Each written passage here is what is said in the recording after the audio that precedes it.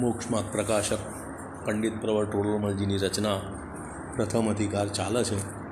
શ્રોતાના સ્વરૂપની વાત થાય છે. વક્તાના સ્વરૂપની વાત થઈ, બરાબર.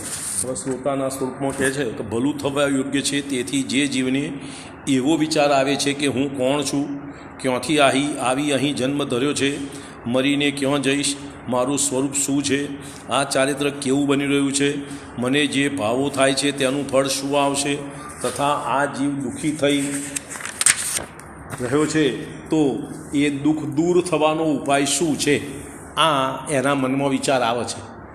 મને આટલી વાતનો નિર્ણય કર્યો જેથી કંઈક મારું હિત થાય એ જ કરવું, આવી અંતરની એની બુદ્ધિ સમ્યક થાય, એવા વિચારથી કોઈ જીવ ઉદ્દમવત થયો છે. વળી એ કાર્યની સિદ્ધિ શાસ્ત્ર સાંભળવાથી થતી જાણી અતિ પ્રીતિપૂર્વક શાસ્ત્ર સાંભળે છે.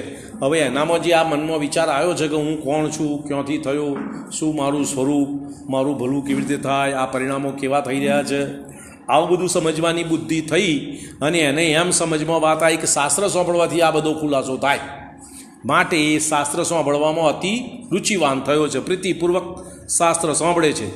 કંઈ પૂછવું હોય તો પૂછે. વળી ગુરુએ કહેલા અર્થને પોતાના અંતરંગમાં વારંવાર વિચારે છે અને પોતાના વિચારથી સત્ય અને અર્થનો નિશ્ચય કરી કર્તવ્ય હોય તેમાં ઉદ્યમી થાય છે. પોતે આનો અર્થ વિચાર પોતાની બુદ્ધિ પ્રમાણે, કંઈ શંકા સમાધાન હોય તો પૂછે અને વિચાર કરીને જે કાર્ય પોતાના માટે યોગ્ય હોય એમાં ઉદ્યમી, એટલે એમાં મહેનત કરે છે. એ પ્રમાણે નવીન શ્રોતાનું સ્વરૂપ જાણવું. આ શ્રોતાનું નવો શ્રોતા હોય અને આવી યોગ્યતા હોવી જોઈએ. વળી જે જૈન ધર્મનો દઢ શ્રદ્ધાળુ છે, અનેક પ્રકારના શાસ્ત્ર સાંભળવાથી જેની બુદ્ધિ નિર્મળ થઈ છે, વ્યવહાર નિશ્ચય આદિકનું સ્વરૂપ યથાર્થપણે જાણી સાંભળેલા અર્થની યથાવત નિશ્ચય જાણી અવધારે છે. પ્રશ્ન ઉપજે તો અતિ વિનયવાન થઈ પ્રશ્ન કરે છે, અથવા પરસ્પર અનેક પ્રશ્નોત્તર વડે વસ્તુનો નિર્ણય કરે છે.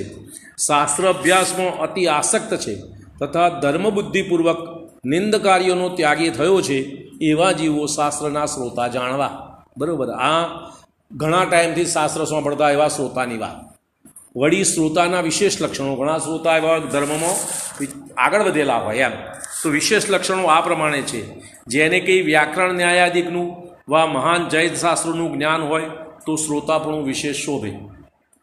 વળી એવું હોવા છતાં પણ જો તેને આત્મજ્ઞાન ન હોય તો ઉપદેશનો મર્મ સમજી શકે નહીં. માટે આત્મજ્ઞાન વડે જે સ્વરૂપનો આસ્વાદી થયો છે તે જૈન ધર્મના રહસ્યનો શ્રોતા છે.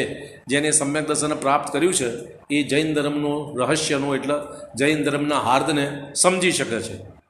વળી જે અતિશયવંત બુદ્ધિ વડે વા અવધિ મનપ્રિય જ્ઞાન વડે સંયુક્ત હોય તે મહાન શ્રોતા જાણવા. કોઈના અવધિ જ્ઞાન હોય, કોઈને મનપ્રિય જ્ઞાન હોય.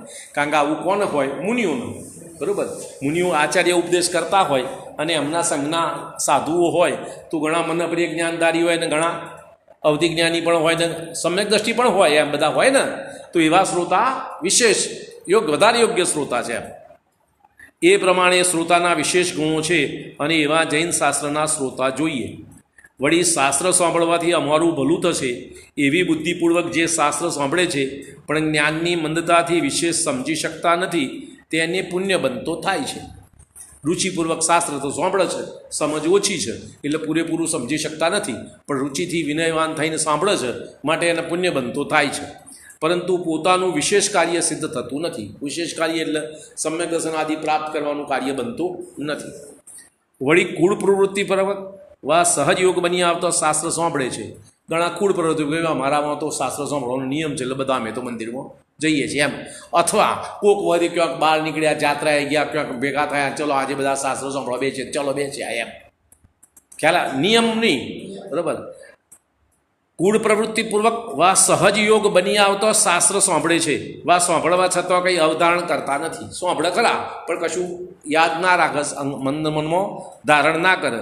તેને પરિણામ અનુસાર કોઈ વેળા પુણ્ય બંધાય છે અને કોઈ વેળા પાપ બંધાય છે. એમના પરિણામનું કંઈ ઠેકાણું ના હોય. જેવા પરિણામ હોય એ પ્રમાણે પુણ્ય બંધે થાય અને પાપ બંધે થાય. વળી એના કરતાં નીચો, આ એકબીજા કરતાં ઊંચા હોય, નીચા.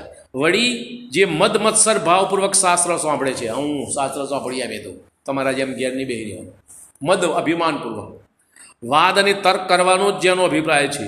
મહંતાવા લોભાદિક પ્રયોજન અર્થે જે શાસ્ત્ર સાંભળે છે તથા શાસ્ત્ર તો સાંભળે છે પણ તેને સુહાવતું નથી, એને ગમતું નથી. આપણે તમે બધું આ બધું બોલો પણ બરોબર નથી એમ, બરાબર. એવા શ્રોતાઓને તો કેવળ પાપ બંધસ થાય છે. એ પ્રમાણે શ્રોતાઓનું સ્વરૂપ જાણવું. આ ઠેકાણે એ જ પ્રમાણે શીખવું, શીખવવું વગેરે જેનું હોય તેનું સ્વરૂપ પણ યથાસંભવ સમજવું. સાંભળવું, ઉપદેશ કરવો એટલું જ નહીં, શીખવાડ, યાદ કરાવ, એને ચર્ચા કર, વિચારણા કર, આ બધું પણ શ્રોતાના સ્વરૂપમાં આવી જાય. અહીં પ્રસંગને અનુસરીને સુદૃષ્ટિ તરંગિણી અનુસાર શ્રોતાઓના જુદા જુદા પ્રકાર દર્શાવીએ છીએ. સુદૃષ્ટિ તરંગિણી શાસ્ત્ર છે, એની અંદર શ્રોતાઓના જુદા જુદા સ્વરૂપો કયા છે એની ચર્ચા અહીંયા આગળ વધારાની કરે છે. જે જીવ ઉપદેશ તો સાંભળે, પૂછે, ભણે, યાદ રાખે તથા ઘણા કાળ સુધી બાહ્ય ધર્મક્રિયા પણ કરે, પરંતુ અંતરંગ પાપ બુદ્ધિ છોડે નહીં. અભિપ્રાયની અંદર પાપ બુદ્ધિનો અભાવ ના થાય. કુગુરુ કુધર્મને પૂજવાની માનવાની શ્રદ્ધા મટે નહીં, ક્રોધ માન આદિ કશાય મટે નહીં તથા અંતરકરણમાં જીનવાણી અત્યંત પ્રેમપૂર્વક રૂચે નહીં, તેવા શ્રોતા પાષાણ સમાન જાણવા. બરાબર. જે દરરોજ શાસ્ત્ર સાંભળે, સાંભળતી વેળા સામાન્ય યાદ રહે પણ પછી ભૂલી જાય, પણ સાંભળેલા વચન હૃદયમાં ટકે નહીં, તે ફૂટા ઘડ્યા જેવા શ્રોતા જાણવા. જેમ મેઢું તેને પાલન કરનારને જ માથું મારે, મેઢું એટલે ગેટું, તેમજ જે શ્રોતા અનેક દ્રષ્ટાંત, યુક્તિ, શિખામણને શાસ્ત્ર રહસ્યપૂર્વક સમજપૂર્વક સંભળાવનાર મહા ઉપકારી એવા વક્તાનો જ દ્વેષી થાય, અરે તેનો જ ઘાત તથા બુરું વિચારે, તેવા શ્રોતા મેઢા સમાન જાણવા. જેમ ઘોડો ઘાસ દાણો દેવાવાળા રક્ષકને જ મારે, કરડે બચકો ભરવા જાય, તેમ જે શ્રોતા જેની પાસેથી ઉપદેશ સાંભળે તેનાથી જ દ્વેષ કરેલા લાગી જાય, તેના અવગુણ અવર્ણવાદ બોલવા લાગે, તેવા શ્રોતા ઘોડા સમાન જાણવા. જેમ ચારણી સૂક્ષ્મ આટાને તો બહાર કાઢી નાખે કે જે પ્રયોજનરૂપ છે, જરૂરી તો લોટ છે એને તો બહાર કાઢી નાખે અને થૂલી પકડી રાખે, અને અપ્રયોજનરૂપ ભૂસું કોંકરા વગેરે સંગ્રહ કરી રાખે, તેમ જે શ્રોતા ઉપદેશદાતાના વક્તાના કોઈ ગુણને ગ્રહણ ન કરતો માત્ર તેના અવગુણને જ ગ્રહણ કરે, શાસ્ત્રમાં દાન વા ચૈત્યાલય પ્રભાવના આદિ કરવાની વાત આવે તો આ મૂર્ખ એમ સમજે કે આ ઉપદેશ મારા પર દેવાય છે, હું ધનવાન છું તેથી આડકત રીતે મને ધન ખર્ચવાનું કહે છે, પણ મારી પાસે ધન ક્યાં છે. તપ સંબંધી વ્યાખ્યાન ચાલતું હોય તો એમ માને કે હું શરીરે પુષ્ટ છું તેથી આ મને જ કહે છે કે તપ કરો, પણ મારાથી તપ ક્યાં થઈ શકે એમ છે.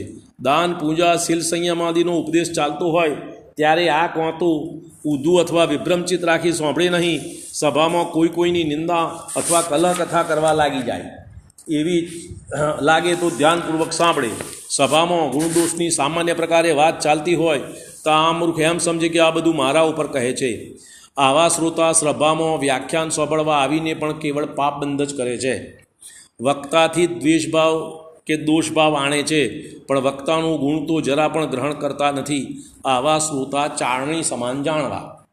પછી પવનથી ભરેલી મશક ઉપરથી દેખાય જલભરી પણ અંદર તો જરા પણ પાણી નથી, તેમ જે શ્રોતા અંતરંગ ધર્મ ઈચ્છાથી રહિત છે, ક્રોધાદિ કષાયપૂર્ણ છે, શુદ્ધ ધર્મના નિંદક છે, ધર્માત્મા તથા વક્તાના પણ નિંદક છે, શુદ્ધ તત્વજ્ઞાન આધ્યાત્મિક તત્વગર્ભિત ચર્ચા જેને ગમતી જ નથી, ઉલટા તેના પણ દ્વેષી રહ્યા કરે છે, અને બાહ્ય વૈશ્વાદ ધારી કુદેવ કુગુરુના પ્રશંસક છે, આવા શ્રોતા મશક સમાન જાણવા. પછી જે સર્પને સુંદર દૂધપાન કરાવવા છતાં તેનું અંતે મહા દુઃખદાયી વિષદ થાય છે, તેમ જેને અમૃત સમાન જીન વચન સંભળાવવા છતાં તે સાંભળીને પણ જે કેવળ પાપ જ બંધ કરે છે, તેઓ માત્ર વક્તાનું બુરું જ ચિંત્યા કરે છે, આવા ધર્મદ્વેષી શ્રોતા સર્પ સમાન જાણવા. જેમ પાડો સુંદર જળાશયમાં પાણી પીવા જાય તો પાણી તો થોડું પીવે, પણ અંદર ઝાડો પેશાબ આદિ કે તે જળાશયની અંદર પડી તેને દોડી નાખી બધા જળને ખરાબ કરી મૂકે, પાછળ કોઈને પીવા યોગ્ય પણ રાખે નહીં, અને પોતાનું તથા પરનું અંગ મલિન કાઢી નાખે. તેમ સભામાં ચાર અનુયોગ સંબંધી સુંદર તત્વચર્ચા ચાલતી હોય, મહામંગલકારી જીણવાણીનું કથન થઈ રહ્યું હોય, ત્યાં કોઈ ભોળું મંદજ્ઞાની કશાઈ મનુષ્ય કોઈ એવો પ્રશ્ન કરે, કોઈ એવી છલભરી વાત ચલાવી દે કે જેથી આગમના કથનનો વિરોધ થાય, અન્ય સર્વ શ્રોતાઓના ચિત્ત ઉદ્વેગમક બની જાય, આવા શ્રોતા પાડા સમાન જાણવા. એ પ્રમાણે પાષાણ સમાન ફૂટેલા ઘડા સમાન, મેઢા સમાન, ઘોડા સમાન, ચારણી સમાન, મશક સમાન, સર્પ સમાન અને પાડા સમાન 8 પ્રકારના શ્રોતાઓ મહા અશુભ. બરાબર. હવે 6 પ્રકારના શ્રોતાઓનું મિશ્ર મધ્યમ એમનું સ્વરૂપ કહીએ છીએ. જેમ કોઈ ધર્મ ઉદ્યોતકારી ધર્મ ઉપદેશ થતો હોય ત્યાં પોતાનાથી તો બને નહીં, પરંતુ ઉપદેશદાતાનો ગાચ વિચારે આવા શ્રોતા બિલાડા સમાન જાણવા. જેમ બગલો ઉપરથી ઉજ્જવળ દેખાય પણ અંતરંગમાં મલિન પરિણામી રહ્યા કરે, તેમ કોઈ જીવ બહારથી તો વિનય સહિત નિર્મળ વચન બોલે, શરીર ઉપર ભભૂતાદિ લગાવી તનને મલિન દેખાડે, જાણે મને શરીર આદિ ઉપર રાગ નથી, ધર્મી જેવો દેખાય, સુંદર સાધુ વેશ ધારણ કરે, પણ અંતરમાં મહાકશાયી દ્વેષી રુદ્ર પરિણામી હોય. તે પોતાના દિલમાં ધર્મનો ઘાત કરવો વિચારે પણ ધર્મ સેવન ન ઈચ્છે. આવા શ્રોતા બગલા સમાન જાણવા. જેમ પોપટને બોલાવીએ તેમ બોલે, શીખવાડીએ તેમ શીખે, પણ તેનો ભાવ સમજે નહીં. તેમ કેટલાક શ્રોતા જીદ વચનનો સ્વાધ્યાય તો કરે, સાંભળે, શીખે, પણ તેનો પરમાર્થરૂપ ભાવ ન સમજે. આવા શ્રોતા પોપટરૂપ જાણવા. જેમ માટી પાણીના નિમિત્તથી નરમ થઈ જાય અને અગ્નિના નિમિત્તથી જેમ લાખ નરમ થઈ જાય, પણ નિમિત્ત દૂર થતો પાછા સખત કઠણ બની જાય. અગ્નિનું નિમિત્ત દૂર થાય એટલે લાખ કઠણ બની જાય, પાણીનું નિમિત્ત થાય તો માટી કઠણ બની જાય. તેમ સત્સંગના નિમિત્તમાં તો જે ધર્મભાવ સહિત થઈ જાય, કોમળ દયાવાન થાય, વ્રત સંયમ ધારવો વિચારે, ધર્માત્મા જીવોથી સ્નેહ કરવો ઈચ્છે, પણ તેમની સેવા ચાકરી કરવા ઈચ્છે, પરંતુ સત્સંગ કે શાસ્ત્રનું નિમિત્ત દૂર થતો ધર્મરહિત ક્રૂર પરિણામી બની જાય. આવા શ્રોતા માટી સમાન જાણવા. જેમ ડાંસ આખા શરીરમાં હરેક જગ્યાએ ચટકા ભરી જીવને દુઃખના કારણભૂત થાય, તેમ સભામાં શાસ્ત્ર વાંચન ઉપદેશ ચાલતો હોય તેઓ અન્ય ધર્માત્મા જીવોથી દ્વેષભાવ કરી તેમને સભા વચ્ચે પણ વારંવાર અપશબ્દો બોલે, અવિનય કરે તથા સભાને તેમ વક્તાને ખેદ ઉપજાવે. આવા શ્રોતા ડાંસ સમાન જાણવા. જેમ જળોને દૂધથી ભરેલા આંચળમાં લગાવે તો પણ તે પોતાના જાતિ સ્વભાવને લીધે દૂધને ગ્રહણ ન કરતો માત્ર ખરાબ રુધિર જ ગ્રહણ કરે, તેમ કોઈ શ્રોતા એવા હોય કે તેમને ગમે તેટલો રૂડો, કોમળ અને સમ્યક ધર્મ ઉપદેશ કરો, પરંતુ એ દુર્બુદ્ધિ માત્ર અવગુણ જ ગ્રહણ કરે. તેમને એવી શ્રદ્ધા છે કે અમે આવો ઉપદેશ તો ઘણોય સાંભળ્યો, કોઈ અમારું શું ભલું કરી શકે એમ છે, અમારા ભાગ્યમાં હશે તે થશે. આવા પરિણામવાળા શ્રોતા જડો સમાન જાણવા. એ પ્રમાણે બિલાડા સમાન, બગલા સમાન, પોપટ સમાન, માટી સમાન, ડાંસ સમાન અને જડો સમાન મની 6 પ્રકારના મિશ્ર શ્રોતાઓ. તેમાં માટી અને પોપટ સમાન શ્રોતા મધ્યમ જાણવા. તે સિવાય ઉપરના 8 અને આ 4 મળી 12 પ્રકારના અધમ શ્રોતા જાણવા. હવે ગાય, બકરી અને હંસ સમાન 3 પ્રકારના ઉત્તમ શ્રોતાઓ કહે છે. જેમ ઘાસ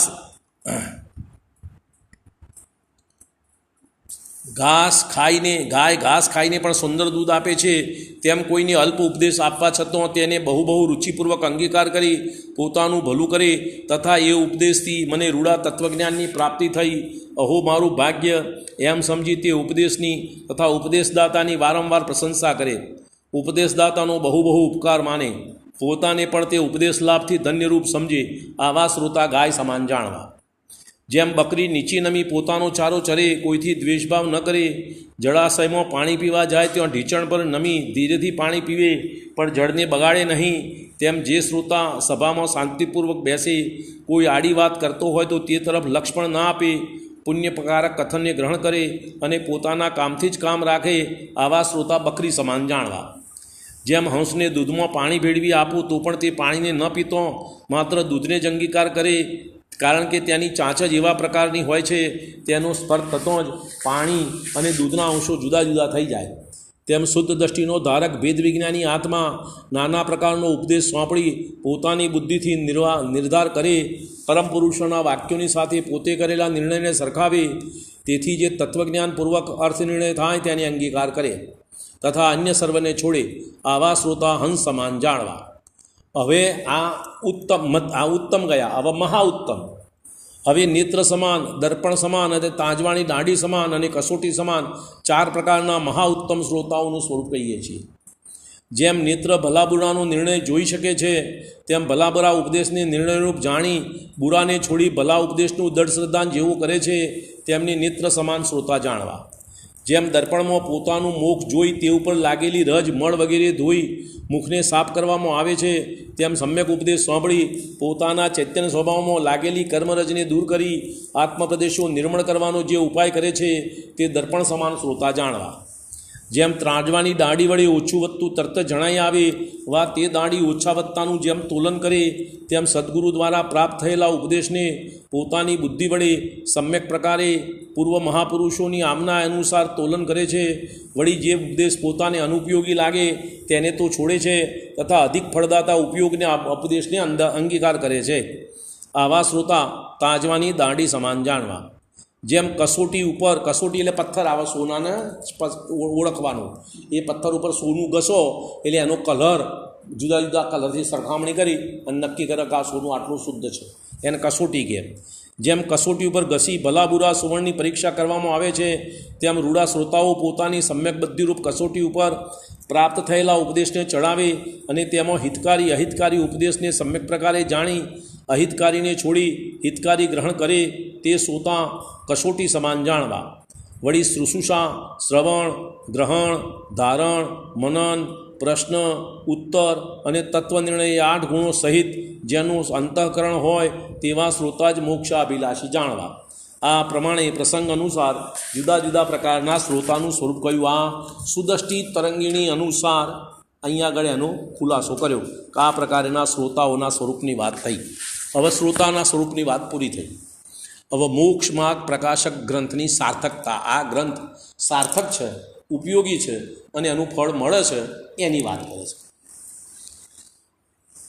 આ સંસારુ પટવીમાં સમસ્ત જીવો કર્મ નિમિત્તથી ઉત્પન્ન નાના પ્રકારના દુઃખોથી પીડિત થઈ રહ્યા છે. વળી ત્યાં મિથ્યા અંધકાર છવાઈ રહ્યો છે, જેથી તેઓ તેમાંથી છૂટવાનો માર્ગ પણ પામતા નથી, છૂટવાના રસ્તાની ખબર પડતી નથી, પરંતુ તરફડી ત્યાં જ દુઃખને સહન કરે છે.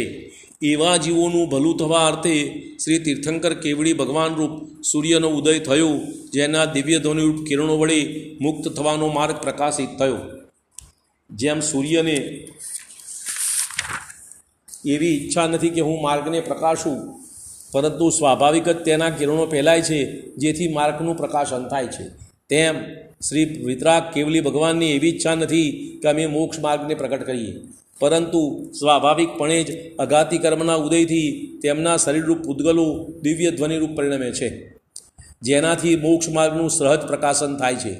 વળી શ્રી ગણધર દેવોને એવો વિચાર આવ્યો કે જ્યારે કેવડી ભગવાન રૂપ સૂર્યનું અસ્તપણું થશે ત્યારે જીવો મોક્ષ માર્ગને કેવી રીતે પામશે અને મોક્ષ માર્ગ પામ્યા વિના જગતના જીવો દુઃખને જ સહન કરશે. એવી કરુણા બુદ્ધિ વડે અંગ પ્રકીર્ણાગી ગંજ જેવા મહાન દીપકોનો ઉદ્યોગ કર્યો. ગણધરે ભગવાનની વાણી અનુસાર 12 અંગ અને 14 પૂર્વની રચના સૂત્રબદ્ધ એટલે ગાથાબદ્ધ કર્યું, એમ એને શ્રુત કહેવાય. સૂત્રબદ્ધ કર્યું, એમ સૂત્રબદ્ધ કર્યું એટલે ગાથાબદ્ધ કર્યું. કોને? ગણધરે. ગાથાબદ્ધ કર્યું એટલે મોડ લખવાની વાત નહીં એ વખતે, બરાબર, બધું મૌખિક, અને બીજા સાંભળે એમને યાદ રહી જાય. બીજા મુનિરાજો પણ એવા વિશેષ બુદ્ધિવાળા બધા હોય એ વખતે એમને યાદ રહે. કરુણા બુદ્ધિ વડે અંગ પ્રકીર્ણાદિક ગંધ જેવા મહાન દીપકોનો ઉદ્યોગ કર્યો. વળી જેમ દીપકને દીપક જોડવાથી દીપકોની પરંપરા પ્રવર્તે છે, તેમ એ ગ્રંથો ઉપરથી આચાર્ય આદુકથી અન્ય ગ્રંથો રચાયા. હવે એમની રચના જોઈ બીજાએ વિશેષ ખુલાસો કર્યો, પેલાએ પેલો ખુલાસો કર્યો. પછી આપણે પેલા સટખંડા ગામમાં જયધવ મહાબલી ભૂતબલી અને મહાબલી ને હા ભૂતબલી મહાબલી આચાર્ય થયા, એમને આ શાસ્ત્રની રચનાની શરૂઆત કરી. એ પહેલાં શાસ્ત્ર રચના નથી, બરાબર. આ શાસ્ત્ર રચના એટલે લખવાનું કામ. પહેલાં લખવાનું કામ નહોતું, શાસ્ત્ર તો હતો પણ મૌખિક. આ લખવાની પદ્ધતિ ભૂતબલી મહાબલી આચાર્યે શરૂ કરી. પુષ્પદંત આચાર્યના ચેલા પુષ્પદંત આચાર્યના 2 ચેલા ભૂતબલી અને મહાબલી, એમને આચાર્ય પહેલાં 2 મંત્ર આપ્યા. એકને એક અક્ષર વધારે આપ્યો, એકને એક અક્ષર ઓછો આપ્યો, અને કે તમે મંત્રની સાધના કરીને આવો. એટલે પેલાને તો એવું કશું કહ્યું નહીં આચાર્ય, પણ એમની પરીક્ષા કરવા માટે કેવા બુદ્ધિશાળી છે. પછી એમની પેલાઈ જેને વધારે હતો એને મંત્રનો શબ્દ કાઢી નાખ્યો, જેને ઓછો હતો એને ઉમેરી દીધો, અને બે મંત્ર સાધના કરીને આવ્યા એટલે આચાર્યને ખબર પડી કે આમની સમજ બરાબર છે. પછી એમના ષટખંડાગમને જય ધવલને રચવાનું કામ એમને સોંપ્યું. એમની આ શાસ્ત્રની રચના કરી. પુષ્પદંત આચાર્ય તો એમને આજ્ઞા કરી, ઉપદેશ આપ્યો, અને શંકા સમાધાન એમને શું ક્યાં ભૂલ થાય ના થાય એ બધી વાત એમને સમજાવીએ. એ પ્રમાણે ગ્રંથોથી ગ્રંથ થતો ગ્રંથોની પરંપરા પ્રવર્તે છે, તેમ હું પણ પૂર્વ ગ્રંથ ઉપરથી આ ગ્રંથ બનાવું છું. ટોડરમલજી કહે છે હું બીજા બધા ગ્રંથોનો મારો અભ્યાસ છે, એના ઉપરથી આ ગ્રંથ બનાવું છું. મારી સ્વતંત્ર મારા મનની વાત નથી. વળી જેમ સૂર્યવા સર્વદીપકો માર્ગને એક રૂપે જ પ્રકાશે તથા દિવ્ય ધ્વનિવા સર્વગ્રંથનો માર્ગને એક જ રૂપે પ્રકાશે છે, તેમ આ ગ્રંથ પણ મોક્ષ માર્ગને પ્રકાશે છે. વળી નેત્ર રહિત વા નેત્ર વિકાર સહિત પુરુષને પ્રકાશ હોવા છતાં પણ માર્ગ સૂઝતો નથી. તેમ કોઈ દીપકનો માર્ગ પ્રકાશકપણાનો અભાવ થયો નથી, તેમ પ્રગટ કરવા છતાં પણ જે મનુષ્ય જ્ઞાન રહિત અથવા મિથ્યાત્વાદી વિકાર સહિત છે તેને મોક્ષ માર્ગ સૂઝતો નથી. જો આ શાસ્ત્ર સ્વાધ્યાય તો બધું ચાલે છે, ઉપદેશ તો બધા સાંભળે છે, ઘણા ગ્રહણ કરે છે નથી કરતા. તો જેના અંતરંગમાં દ્વેષ બુદ્ધિ હોય ગ્રહણ ના કરે, જેને ઓછું જ્ઞાન હોય ગ્રહણ ના કરી શકે. એટલે મંદ જ્ઞાન અને વિપરીત બે આ જ્ઞાનને ધર્મને ગ્રહણ કરી શકતા નથી એમ. એટલે મનુષ્ય જ્ઞાન રહિત વા મિથ્યાત્વાદી વિકાર સહિત છે તેને મોક્ષ માર્ગ સૂઝતો નથી. તેથી કંઈ ગ્રંથનો મોક્ષમાર્ગ પ્રકાશકપણાનો અભાવ થયો નથી. એ પ્રમાણે આ ગ્રંથનું મોક્ષમાર્ગ પ્રકાશક એ નામ સાર્થક જાણવું.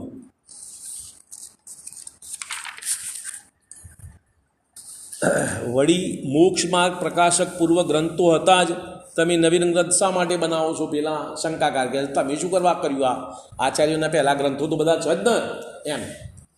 જેમ મોટા દીપકોનો ઉદ્યોગ ઘણા તેલાદિકના સાધન વડે રહે, પણ જેને ઘણા તેલાદિકની શક્તિ ન હોય તેને નાનો દીપક સળગાવી આપીએ તો તેનું સાધન રાખી તેના ઉદ્યોગથી તેના પ્રકાશથી પોતાનું કાર્ય કરી શકે. તેમ મહાન ગ્રંથોનો પ્રકાશ તો ઘણા જ્ઞાનાદિ સાધન વડે રહે. મહાન ગ્રંથોનો અભ્યાસ કરવા માટે તો જ્ઞાન વિશાળ જોઈએ, પણ જેને ઘણા જ્ઞાનાદિકની શક્તિ ન હોય તેને લઘુગ્રંથ બનાવી આપીએ તો તેનું સાધન રાખી તેના પ્રકાશથી તેના જ્ઞાનથી પોતાનું કાર્ય કરી શકે. માટે આ સુગમ લઘુગ્રંથ બનાવીએ છીએ. વળી કશાયપૂર્વક પોતાનું માન વધારવા, લોભ સાધવા, યશ વધારવા કે પોતાની પદ્ધતિ સાચવવા હું આ ગ્રંથ બનાવતો નથી. મને એવો કોઈ અપેક્ષા નથી. પણ જેને વ્યાકરણ, ન્યાયાદિક, નય પ્રમાણાદિકનું વા વિશેષ અર્થોનું જ્ઞાન નથી તેનાથી મહાન ગ્રંથોનો તો અભ્યાસ બની શકે નહીં, તથા કોઈ નાના ગ્રંથોનો અભ્યાસ બને છતાં તેનો યથાર્થ અર્થ ભાષે નહીં. એવા આ સમયમાં મંદબુદ્ધિમાન જીવો ઘણા જોવામાં આવે છે. તેમનું ભલું થવા અર્થે ધર્મવૃદ્ધિપૂર્વક આ ભાષામાં એક ગ્રંથ બનાવું છું. ભાષા એટલે દેશ ભાષા, તેની લોકલ. એ વખતે ઢૂંઢારી ચાલતી એટલે ઢૂંઢારીમાં. વળી જેમ કોઈ મહાન દરિદ્રીની અવલોકન માત્ર ચિંતામણીની પ્રાપ્તિ થાય છતાં તે ન અવલોકે, તથા જેમ કોડિયાને અમૃતપાન કરાવવા છતાં પણ તે ન કરે, તેમ સંસાર પીડિત જીવને સુગમ મોક્ષ માર્ગના ઉપદેશનું નિમિત્ત બને છતાં તે અભ્યાસ ન કરે તો તેના અભાગ્યનો મહિમા કોણ? એના દુર્ભાગ્ય છે, એને કોઈ કશું કરી શકે નહીં. તો તેનું તો હોનાર જ વિચારી પોતાને ક્ષમતા આવે છે, એના પર દ્વેષ ના કરે જ્ઞાનીઓ. ભાઈ નથી સમજતો શું કરશું એમ, બરાબર. સ્વાધીન વળી કહે છે કે સ્વાધીન ઉપદેશદાતા ગુરુનો યોગ મળવા છતાં પણ જે જીવ ધર્મવાક્યોને નથી સાંભળતો તે ધીટ અને દુષ્ટ ચિત્ત છે. ધીટ એટલે કઠોર અને દુષ્ટ ચિત્ત છે. અને જે સંસાર ભયથી શ્રી તીર્થંકરાદિ ડર્યા તે સંસાર ભયથી જે રહિત છે તે મોટો સુભટ છે. આ સંસારથી તીર્થંકરાદિ મહાપુરુષો ડર્યા અને તમેનું ડરતા નથી, એટલે તમે એમના કરતા મહાન યોદ્ધા છો એમ. વળી પ્રવચનસારમાં જ્યાં મોક્ષમાર્ગ અધિકાર કહ્યું ત્યાં પ્રથમ આગમ જ્ઞાન જ ગ્રહણ કરવા યોગ્ય કહ્યું. શરૂઆત તો મોક્ષ માર્ગની આગમ જ્ઞાનથી થાય. આ શાસ્ત્ર અભ્યાસ વગર બીજો કોઈ રસ્તો નથી. માટે આ જીવનું તો મુખ્ય કર્તવ્ય આગમ જ્ઞાન છે. એ થતો તત્વોનું શ્રદ્ધાન થાય છે, તત્વ શ્રદ્ધાન થતો સંયમ ભાવ થાય છે, અને તે આગમથી આત્મજ્ઞાનની પણ પ્રાપ્તિ થાય છે, જેથી સહજ મોક્ષની પ્રાપ્તિ થાય છે. ધર્મના અનેક અંગો છે, તેમાં પણ એક ધ્યાન વિના આનાથી ઊંચું અન્ય કોઈ ધર્મનું અંગ નથી. એમ જાણી હર કોઈ પ્રકારે આગમનો અભ્યાસ કરવા યોગ્ય છે. વળી આ ગ્રંથનું વાંચવું, સાંભળવું અને વિચારવું ઘણું સુગમ છે. કોઈ વ્યાકરણ આદિ વધારાના જ્ઞાનની જરૂર નથી. માટે તેના અભ્યાસમાં અવશ્ય પ્રવર્તો, એથી તમારું કલ્યાણ થશે. પંડિતજી કહે છે આ મોક્ષમાર્ગ પ્રકાશક અર્થનો સમજવા માટે તમારા વ્યાકરણ, સંસ્કૃત, તેના નિયમો એ બધાની જાણવાની જરૂર નથી. સરળતાથી લખ્યો છે, માટે તમે આનો અભ્યાસ કરો તો જરૂર તમારું કલ્યાણ થશે. એમ આ પહેલો અધિકાર પૂરો થયો. હવે અધિકાર બીજો થાય છે સંસાર અવસ્થાનું નિરૂપણ. શું છે? સંસાર અવસ્થા કેવી છે? નિરૂપણ કેવી છે બતાવીએ છીએ. સંસાર અવસ્થા શું છે એનું વર્ણન કરે છે. કરબંધન રોગનું નિદાન. મિથ્યા ભાવ અભાવથી જે પ્રગટે નિજ ભાવ, તે જયવંત રહો સદા, એ જ મોક્ષ ઉપાય. મિથ્યા ભાવનો અભાવ થતો જે નિજભાવ પ્રગટ થાય એ આ મોક્ષનો એકમાત્ર ઉપાય છે. બરાબર. હવે આ ગ્રંથમાં મોક્ષ માર્ગનો પ્રકાશ કરીએ છીએ. ત્યાં બંધનથી છૂટવું તેનું નામ મોક્ષ છે. શેનાથી? બંધનથી છૂટવું એનું નામ મોક્ષ છે. બરાબર. આ આત્માને કર્મબંધન અનાદિકાળથી છે. તે બંધન વડે દુઃખી થઈ રહ્યો છે. બરાબર. દુઃખ દૂર કરવાનો જ નિરંતર ઉપાય પણ રહે છે, પરંતુ સાચો ઉપાય પામ્યા વિના તેનું દુઃખ દૂર થતું નથી. જુઓ, સંસારમાં બધા જીવો દુઃખી છે. બધા જીવોનું દુઃખ દૂર કરવું છે. બધા જીવો પોતપોતાની બુદ્ધિ અનુસાર ઉપાય કરે છે, પણ એમના ઉપાયો સફળ થતા નથી, કારણ કે એમની સાચી સમજ નથી. દુઃખનું દૂર કરવાના સાચા ઉપાયનું જ્ઞાન નથી. માટે એ દુઃખ દૂર કરવા માટે જે એમની બુદ્ધિમાં આવે એ પ્રમાણે પ્રયત્ન કરે તો પણ એમનું દુઃખ દૂર થતું નથી. બરાબર. પરંતુ સાચો ઉપાય પામ્યા વિના તે દુઃખ દૂર થતું નથી, તથા સહ્યું પણ જતું નથી. દુઃખ તો છે, દૂર થતું નથી અને સહને થતું નથી. તેથી આ જીવ આકુળ વ્યાકુળ થઈ રહ્યો છે. એ પ્રમાણે જીવને સમસ્ત દુઃખનું મૂળ કારણ કર્મબંધન છે. તેના અભાવરૂપ મોક્ષ છે અને એ જ પરમહિત છે. આ સર્વ દુઃખનું કારણ કર્મબંધન અને એનો અભાવ એ જ સર્વથા ઉત્તમ સુખનું કારણ, એનું નામ મોક્ષ. એ જ પરમહિત છે. વળી સાચો ઉપાય કરવો એ જ કર્તવ્ય છે. હવે દુઃખ તો છે, આકુરતા તો છે, એને દૂર કરવા માટેનો સાચો ઉપાય કરવો એ જ ખરેખર તો કાર્ય છે. હવે અહીંયા આગળ સાચા કર્તવ્યનો ઉપદેશ આપીએ છીએ. સાચું કાર્ય કેવી રીતે થાય એ વાત તમને અહીંયા આગળ સમજાવીએ છીએ આ મોક્ષમાર્ગ પ્રકાશકમાં. બરાબર. જેમ વૈદ રોગ સહિત મનુષ્યને પ્રથમ તો રોગનું નિદાન બતાવે કે આ પ્રમાણે આ રોગ થયો છે, પછી એ રોગના નિમિત્તથી તેને જે જે અવસ્થા થતી હોય તે બતાવે, જેથી તેને નિશ્ચય થાય કે મને આવો જ રોગ થયો છે. રોજ રાતે આ પ્રમાણે આંખો બળે છે, પેટમાં દુખે છે, દિવસે 4-4 કલાકે તાવ આવે છે, આ પ્રમાણે થાય છે, એમ બધું કહે એટલે તમને થાય કે હા બરાબર મને એ પ્રમાણે થાય છે, તો વૈદ ઉપર વિશ્વાસ આવે. વળી એ રોગને દૂર કરવાનો ઉપાય અનેક પ્રકાર બતાવે અને એ ઉપાયની પ્રતીતિ તેને કરાવે કે ભાઈ આ ઉપાય કર, આ ઉપાયથી તારે ગેરંટેડ મટી જશે. જો પેલા ભાઈને આમ થયું હતું, એમના આટલા દિવસમાં મટી ગયું, આ બહેનનો આમ થયું હતું, એમના આટલા દિવસમાં મટી ગયું, તો નહીં આટલા દિવસમાં મટી જશે. એમ પ્રતીતિ એટલે વિશ્વાસ કરાવો. નહીં તો દવા ના લે. વિશ્વાસ ના કરાવો તો દવા ના લે ને. એમ એટલું તો વૈદનું કામ છે. તથા જો તે રોગી તેનું સાધન કરે તો રોગથી મુક્ત થઈ પોતાના સ્વભાવરૂપ પ્રવર્તે. હવે રોગી વૈદનું કાર્ય તો આટલું છે. તમને રોગ બતાવે, રોગની અવસ્થાઓ બતાવે, એના ઉપાયો બતાવે, એનો વિશ્વાસ કરાવે, પછી આગળનું કામ રોગીનું શું કાર્ય? વૈદ્ય જે પ્રમાણે કહ્યું એ પ્રમાણે પથ્ય પાલન કરે, એને જે પ્રમાણે કહ્યું એ દવાનું સેવન કરે, એને જે પ્રમાણે કહ્યું એમ વિહાર વ્યવસ્થા રાખે. આ બધું કામ રોગીનું છે. એ રોગી કરે તો રોગથી મુક્ત થાય. બરાબર. તથા જો તે રોગી તેનું સાધન કરે તો રોગથી મુક્ત થઈ પોતાના સ્વભાવરૂપ પ્રવર્તે. એ રોગીનું કર્તવ્ય છે. એ જ પ્રમાણે અહીં કર્મબંધન યુગ જીવને પ્રથમ તો કર્મબંધનનું નિદાન દર્શાવીએ છીએ કે આ પ્રમાણે કર્મબંધન થયું. પહેલાં તો કર્મબંધન કેવી રીતે થાય એની વાત તમને સમજાવે છે કે આટલી રીતે આ પ્રમાણે કર્મબંધન થાય. વળી એ કર્મબંધનના નિમિત્તથી તેને જે અવસ્થા થાય તે દર્શાવીએ છીએ. હવે કર્મબંધનના કારણે એને આવો ઉદય આવે, આવી અવસ્થાઓ થાય, આવા પરિણામ થાય, આવી ગતિ થાય, આ બધું બતાવે છે. વળી જીવને નિશ્ચય થાય કે મને એ જ પ્રમાણે કર્મબંધન છે તથા એ કર્મબંધનથી દૂર થવાનો ઉપાય અનેક પ્રકારે બતાવીએ છીએ અને તે ઉપાયની પ્રતિથી શ્રદ્ધા કરાવીએ છીએ. આટલો તો શાસ્ત્રનો ઉપદેશ છે, આટલું કાર્ય તો ઉપદેશનું શાસ્ત્રનું. હવે આ જીવ તેનું સાધન કરે, એ પ્રમાણે પ્રયત્ન કરે, એ પ્રમાણે પુરુષાર્થ કરે, એના અમલમાં મૂકે, એના અંગીકાર કરે તો કર્મબંધનથી મુક્ત થઈ પોતાના સ્વભાવરૂપ પ્રવર્તે એ જીવનું કર્તવ્ય છે. તેથી અહીં પ્રથમ તેને કર્મબંધનનું નિદાન, એટલે કર્મબંધન કેવી રીતે છે, કેટલા ટાઈમથી છે, શું છે, એ બધી ચર્ચા બતાવે છે. કર્મબંધનનું નિદાન. કર્મબંધન હોવાથી નાના પ્રકારના ઔપાધિક ભાવોનો જીવને પરિભ્રમણપણું હોય છે. જુઓ, કર્મબંધન હોવાથી અનેક પ્રકારના ઔપાધિક ઉદયજનિત ભાવોમાં પરિભ્રમણ, એટલે આ ભાવ પછી પેલું, પેલા ભાવ પછી પેલું, એમ થયા કરે છે. ફરીથી બોલું, કર્મબંધન હોવાથી નાના પ્રકારના ઔપાધિક ભાવોમાં જીવને પરિભ્રમણપણું હોય છે, પણ એકરૂપતા રહેતી નથી. પરિણામ એક સરખો ક્યારેય રહેતો નથી. માટે કર્મબંધન સહિત અવસ્થાનું નામ સંસાર અવસ્થા છે. એટલે કર્મબંધન સહિત છે ત્યાં સુધી સંસાર અવસ્થા છે. એ સંસાર અવસ્થામાં અનંત જીવ દ્રવ્ય છે. આ સંસાર અવસ્થામાં કેટલા જીવો? તો કે અનંત.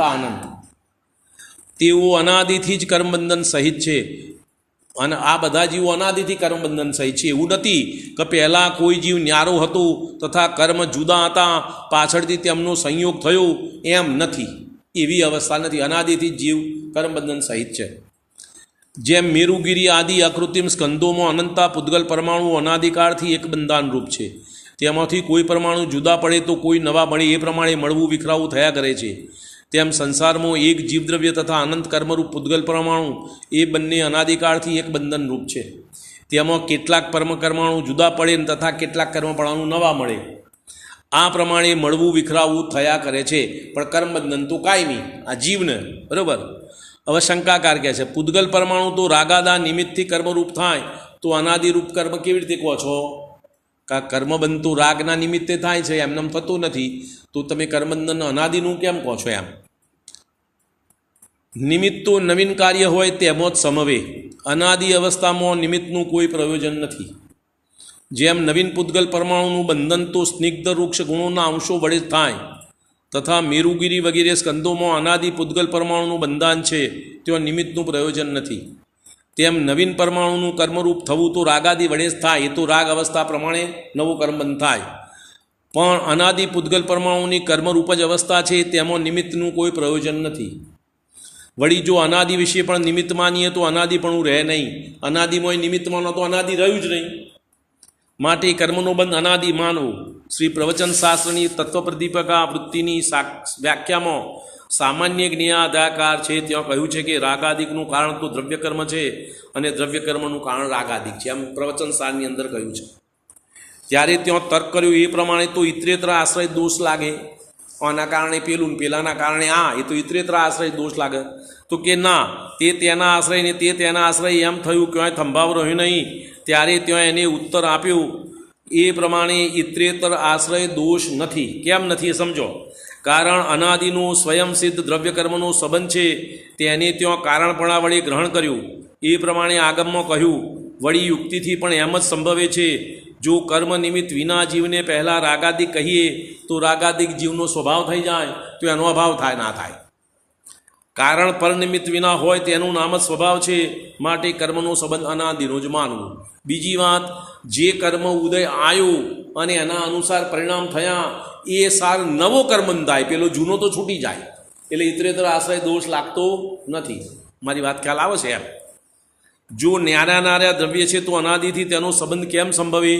જેમ મૂળથી જ જળ અને દૂધનો, સુવર્ણ અને કિટ્ટી એટલે મલિનતાનો, તુષ અને કણનો તથા તેલ અને તલનો અનાદિ સંબંધ જોવામાં આવે છે, તેનો નવીન મેળાપ થયો નથી. તેમ જીવ અને કર્મનો સંબંધ પણ અનાદિથી જ જાણવો, પરંતુ તેનો નવીન મેળાપ થયો નથી. વળી તમે કહ્યું કે તે કેમ સંભવે?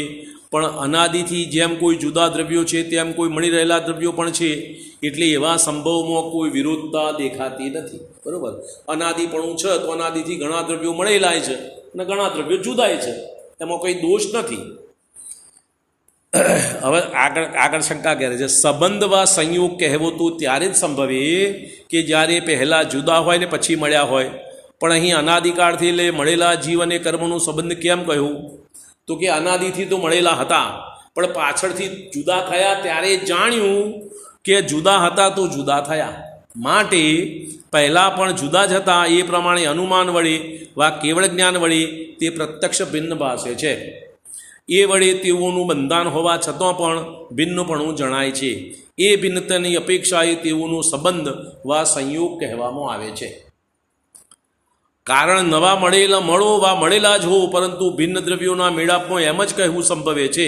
એ પ્રમાણે જીવ અને કર્મનો અનાદિ સંબંધ છે સંસાર અવસ્થા. બરાબર, હવે જીવ અને કર્મોની ભિન્નતા અનાદિ સંબંધ છે પણ બે એક નહીં. શું કહ્યું? અનાદિ સંબંધ છે પણ બે એક નથી, બે જુદા જુદા જ છે. હવે જીવ દ્રવ્ય તો દેખવા જાણવારૂપ ચૈતન્ય ગુણનું ધારક છે, તથા ઇન્દ્રિય ગમ્ય ન હોવા છતાં ન હોવા યોગ્ય અમૂર્તિક છે, તથા સંકોચ વિસ્તાર શક્તિ સહિત અસંખ્યાત પ્રદેશી એક દ્રવ્ય છે, તથા કર્મ ચેતના ગુણ રહિત જળ મૂર્તિક અને અનંત પૂતગલ પરમાણુનું પૂંજ છે, માટે તે એક દ્રવ્ય નથી. એટલે કોણ? કર્મ અને જીવ બે એક દ્રવ્ય નથી. કેમ? જીવ ચેતન અમૂર્તિક જ્ઞાનવાળું, કર્મ જળ આમ મૂર્તિક અને જ્ઞાન વગરનું દ્રવ્ય તો બે એક તો છે નહીં. એ પ્રમાણે જીવ અને કર્મનો અનાદિ સંબંધ છે, તો પણ જીવનો કોઈ પ્રદેશ કર્મરૂપ થતો નથી, તથા કર્મનો કોઈ પરમાણુ જીવરૂપ થતો નથી. તથા પોતપોતાના લક્ષણને ધારી બંને જુદા જુદા જ રહે છે. જેમ સુવર્ણ અને રૂપાનો એક સ્કંદ હોવા છતાં પિત્તાદિ ગુણોને ધારી સુવર્ણ જુદું જ રહે છે, તથા શ્વેતાદિ ગુણોને ધારી રૂપું જુદું જ રહે છે, તેમ એ બંને જુદા જાણવા. અહીં દાખલો આપ્યો છે સોનું અને ચાંદી, એ બેનો ભેગો એક પિંડ છે. ઓગાળીને બધું એક પિંડ બનાવ્યો, એક પિંડ બનાવ્યો, પણ છતાં એ સોનું અને ચાંદી બે તો અલગ અલગ જ છે. એમ કર્મ અને જીવનો એક સંબંધ હોવા છતાં કર્મ પૂતગલ રૂપે જ છે અને જીવ રૂપે છે, બે એકમેક થયા નથી. હવે શંકાકાર છે મૂર્તિકનું